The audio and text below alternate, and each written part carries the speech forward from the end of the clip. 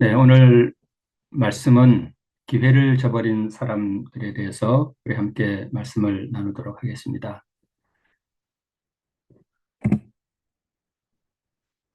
사도 바울은 다메섹으로 가는 도상에서 예수님을 개인적으로 만난 이후에 완전한 회개를 경험하고 완전히 변화된 새로운 사람이 됩니다.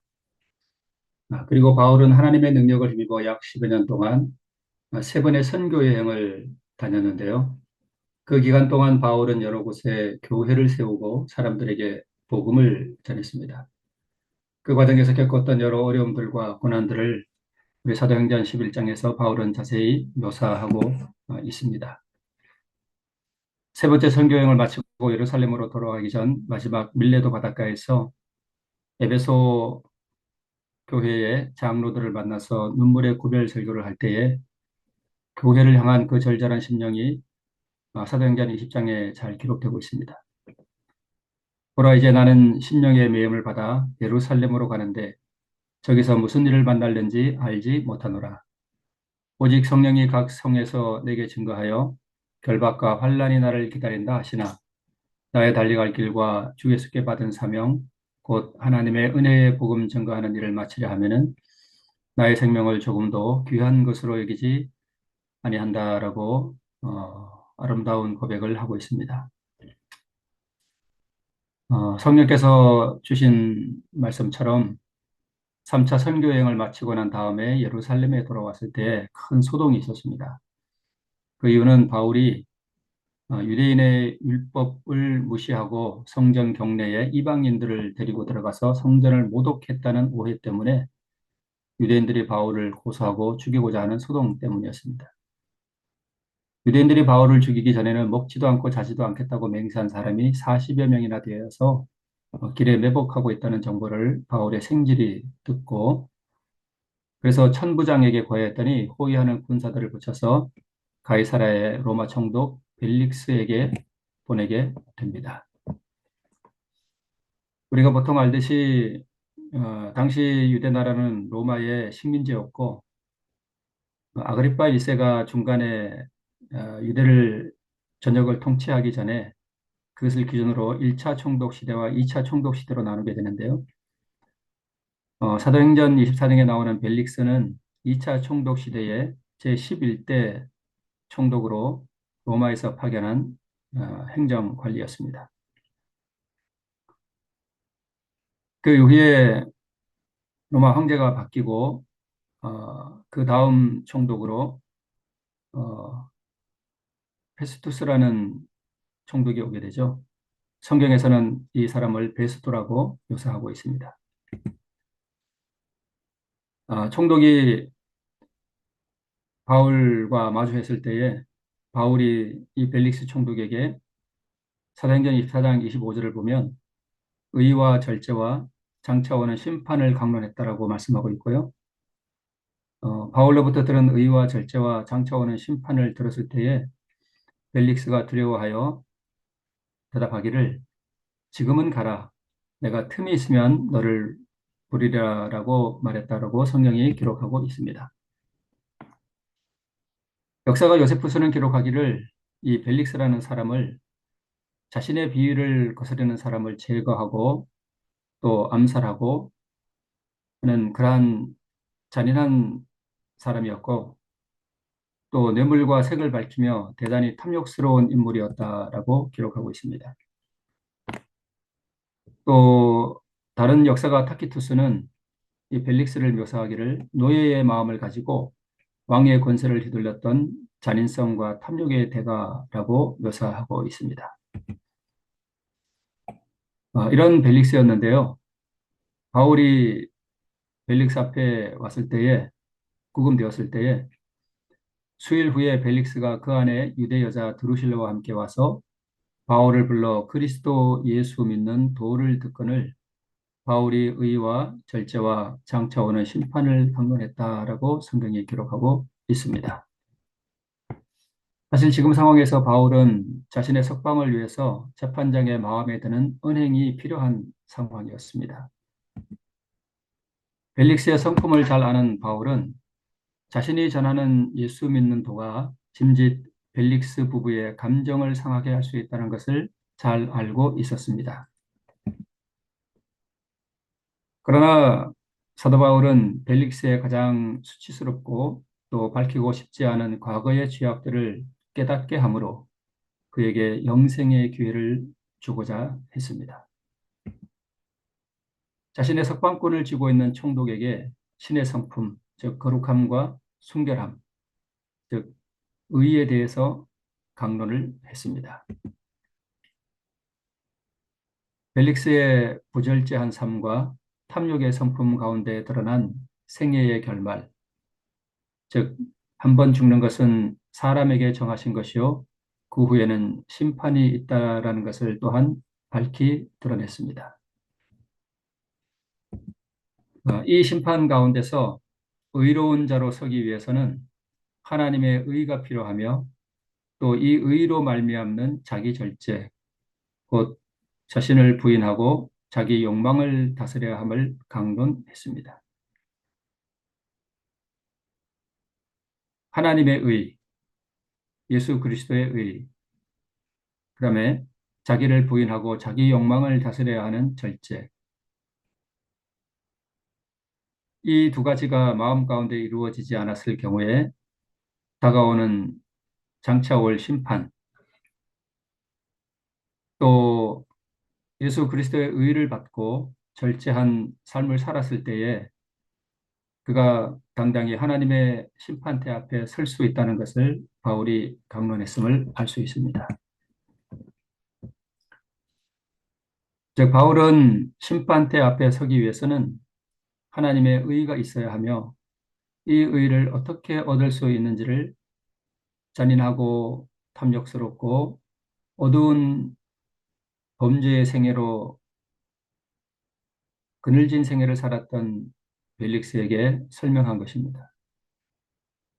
절절한 식욕과 정욕과 탐욕을 제어하기로 선택하는 것이며 이렇게 할 때 완전한 자기 부정을 통해 이루신 우리 예수 그리스도의 의, 즉 절제를 가능하게 하는 능력, 곧 하나님의 또 하나님을 통해서 그리스도에게 전가되고 또 그리스도를 통하여 우리에게 전가되는 그리스도의 의가 주어지는 것을 벨릭스 앞에서 강론했음을 알 수 있습니다. 사도행전 24장에서 바울은 그가 벨릭스 앞에서 의와 절제와 장차 오는 심판을 강론했다라고 간략하게 기록하고 있지만 사실 바울은 벨릭스에게 이 모든 과정들을 자세하게 풀어주었음을 우리가 짐작해 볼 수 있습니다. 벨릭스 앞에서 이 바울 사도가 강론할 때에 성령께서 그의 마음을 감동시키셨습니다. 참 패역한 죄인, 살인과 탐욕과 방탕한 생애를 살아온 이 한 죄인을 회개시키기 위한 하나님의 무한한 사랑과 자비가 바울을 통해서 나타나고 있습니다.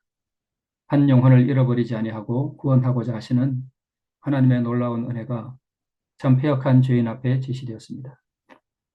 방탕한 생애의 비밀, 손에 묻은 피, 범죄한 지난날의 어두운 장면들이 벨릭스 앞에 회상되었습니다. 바울로부터 예수 믿는 도, 즉 의와 절제와 장차 오는 심판을 벨릭스가 들었을 때에 그의 일생 중에 그렇게 그의 마음을 공포로 가득하게 한 적은 없었습니다. 그리고 자신의 행위를 따라 심판을 받아야 한다는 생각으로 벨릭스는 두려워 떨었습니다. 사실 이것이 복음의 능력입니다.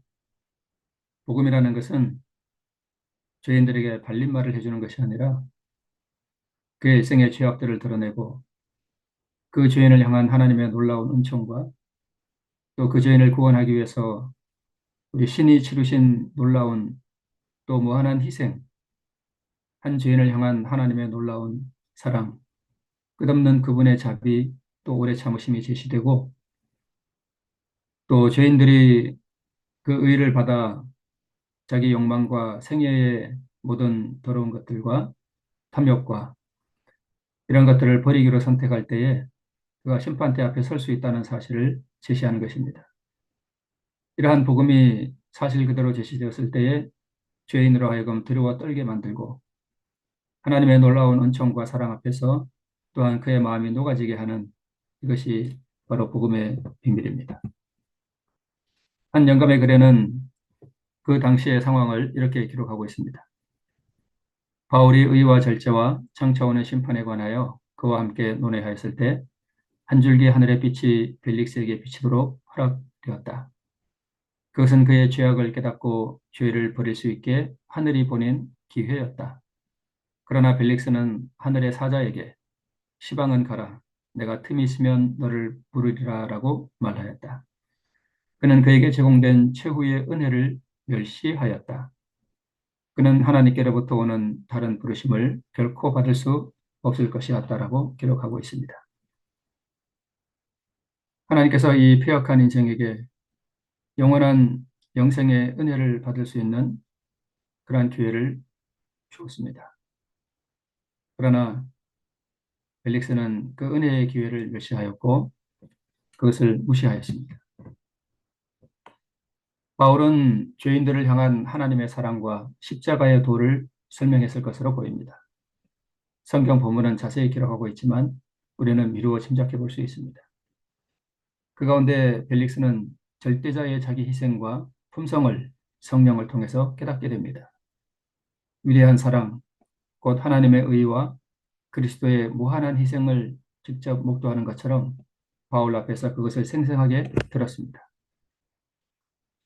자신의 욕망과 탐욕과 부절제를 주와 함께 십자가에 못 박아야 한다는 것을 또한 들었습니다. 그러나 제공된 영원한 의의 복음과 희생의 가치가 벨릭스에게서 무시를 당했습니다. 그가 왜 이 놀라운 복음의 기회를 무시했을까? 그것을 왜 멸시했을까? 그것은 쇠사슬에 매인 바울의 모습에서 자기가 절제의 길을 따랐을 때 자기가 어떠한 삶을 살아야 한다는 것을 보았기 때문에 그는 거절했습니다. 의라는 것은 하나님의 영원한 사랑과 무한한 희생으로 나타나신 그분의 자비하심입니다.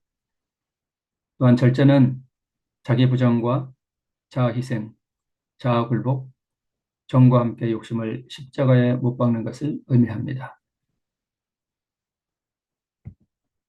장차오는 심판은 다니엘 7장 10절에 기록되어 있는 바와 같이 불이 강처럼 흘러 그 앞에서 나오며 그에게 수종하는 자는 천천히요 그 앞에 시위한 자는 만만이며 심판을 베푸는데 책들이 펴놓였더라라는 말씀에서 우리는 바울이 강론한 장차오는 심판이 무엇인지를 알 수 있습니다.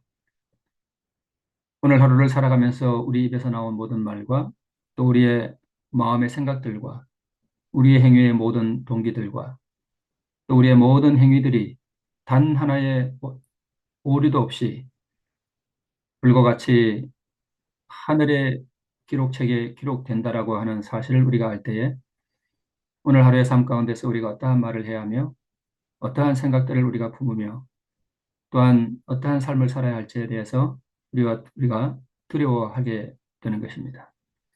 만약 그렇게 된다면 우리의 삶이 얼마나 달라질 수 있을 것인지를 우리는 알 수 있습니다. 앞에서 말씀드렸듯이 사도행전 24장 24절에서는 수일 후에 벨릭스가 그 안에 유대 여자 드루실라와 함께 와서 바울을 불러 그리스도 예수 믿는 도를 들었다라고 기록하고 있습니다. 예수 믿는 도. 여기서 도라고 하는 것이 헬라어로 피스티스라는 것입니다.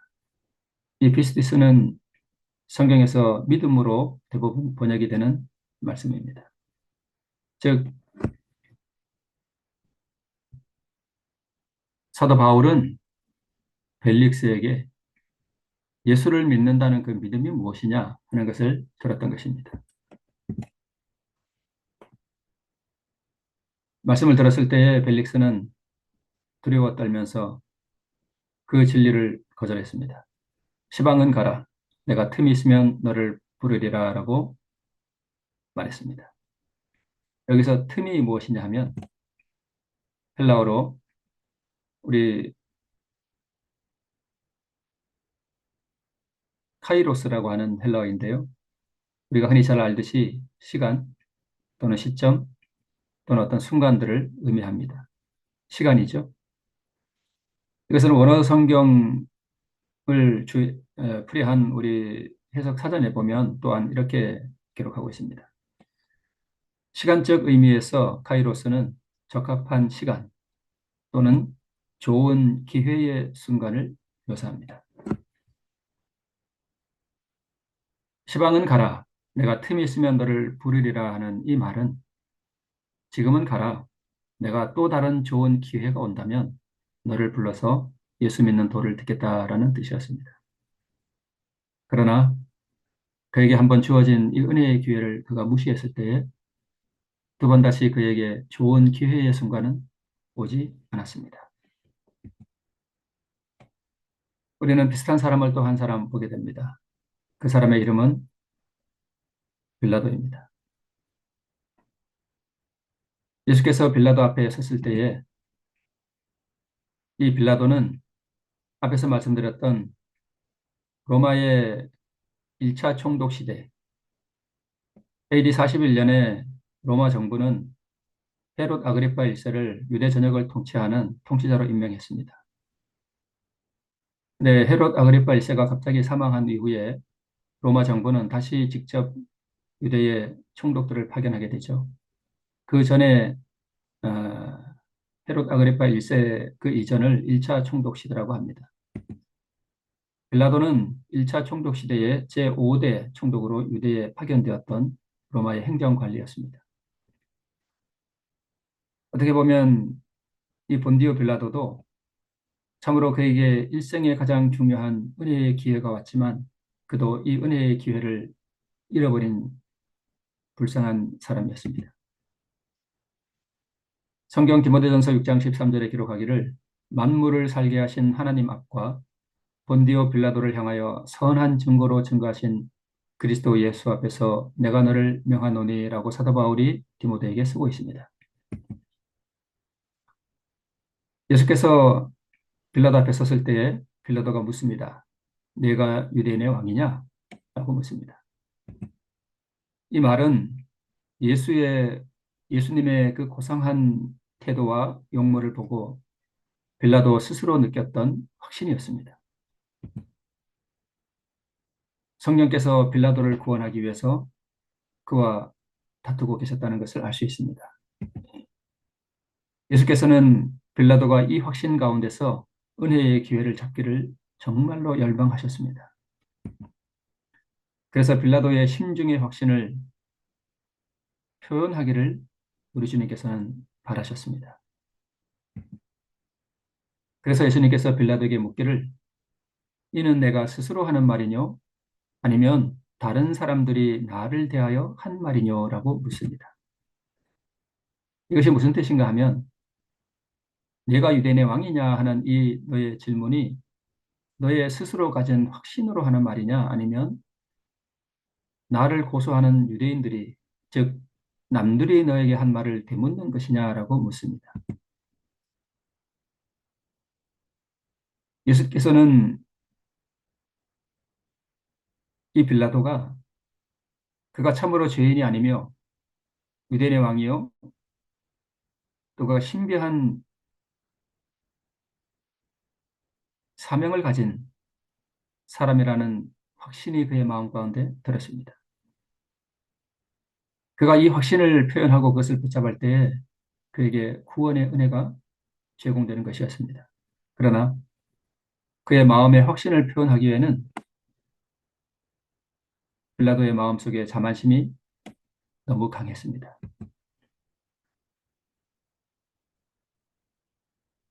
빌라도가 이 은혜의 기회를 무시하고자 했을 때 예수께서는 그 영혼을 원하셨습니다.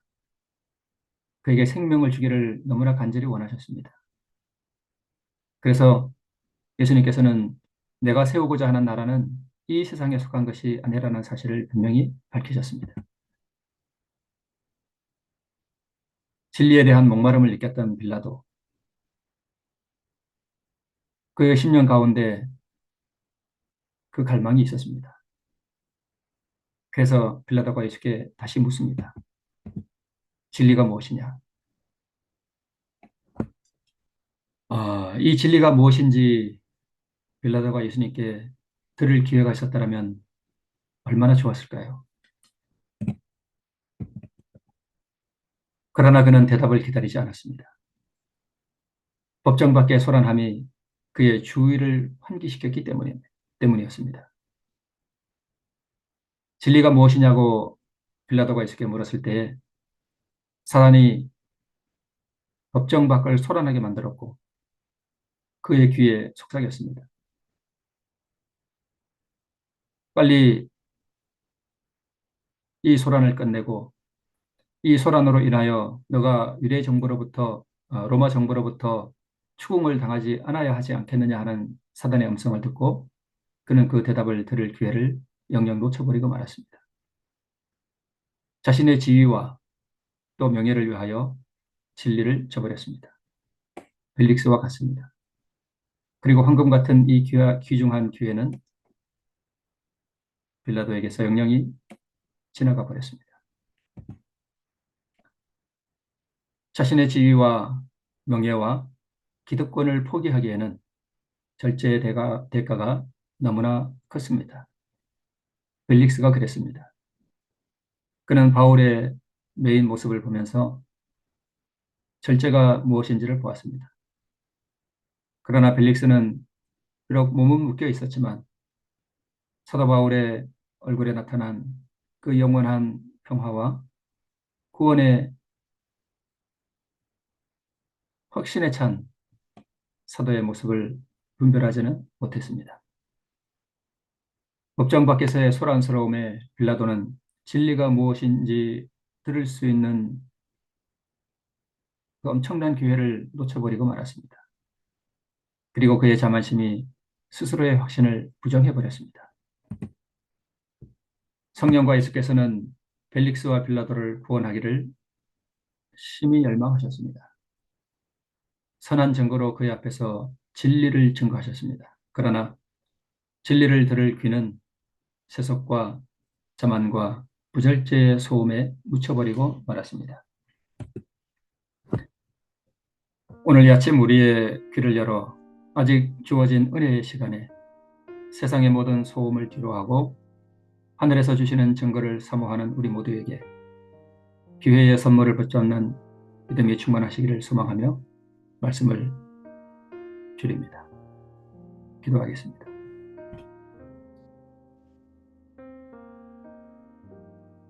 은혜로우신 아버지 하나님,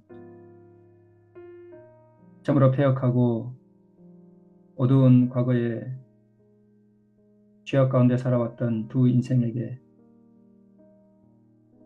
그들을 너무나 사랑한 나머지 영생의 기회를 주고자 열망하셨던 우리 하나님들의 역사를 살펴보게 하시니 감사합니다. 어떠한 죄인일지라도 구원하기를 열망하시는 아버지 하나님의 놀라운 은총과 영원한 사랑과 자비하심을 오늘 새롭게 우리에게 주심을 감사를 드립니다. 그러나 두 인물의 역사를 통해서 주어지는 기회를 등한히 하고 세상의 소란스러움과 자신만의 탐욕과 부절제와 세상적인 욕망 때문에 진리를 들을 수 있는 기회와 영생을 얻을 수 있는 기회를 잃어버리는 것이 무엇인지를 우리 새삼스럽게 깨닫고 오늘 하루의 삶을 살아가면서 세상의 소란스러움과 내 심령의 탐욕과 세상을 쫓아가는 사단의 음성을 따라 오늘 하루 주어지는 은혜의 기회를 멸시하지 아니하는 결심을 새롭게 하는 우리 모두가 되게 해 주시기를 기도드립니다. 오늘 하루 매 순간마다 성령의 역사하심과 인도하심이 우리를 인도하사 우리로 하여금 예수 믿는 도를 가슴에 간직하고 그 도가 오늘 우리의 심령 가운데 새롭게 되는 귀한 하루가 될 수 있기를 바라오며 우리를 사랑하시는 예수 그리스도의 이름으로 기도합니다. 아멘.